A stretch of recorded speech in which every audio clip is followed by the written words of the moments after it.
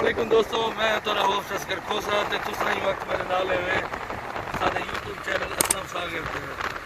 दोस्तों असां ही वक्त दुबई मरीना में बंदे हैं ते बड़े बड़े सोने सोने बिल्डिंगां को दिखने पे ते असां बने पे हैं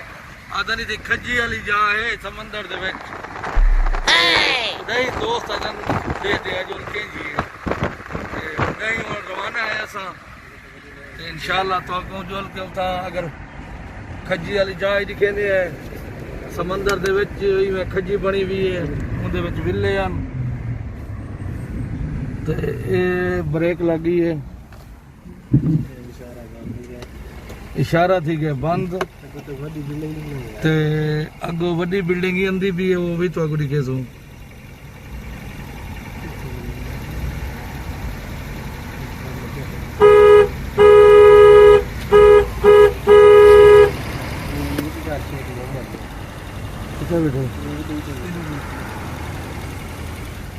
घोड़े का घोड़े तो शेख मोहम्मद की तस्वीर दे पे बिल्डिंग पे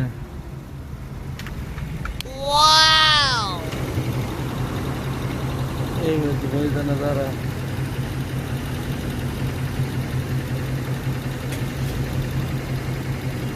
दो बिल्डिंग जो खड़ा ना ये आदम बेनजीर पता नहीं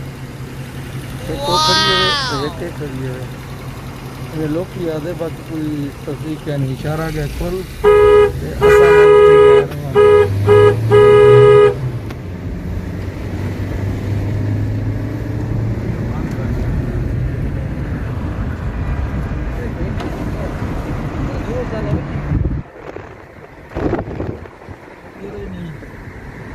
एक बात इशारा बंद थी गए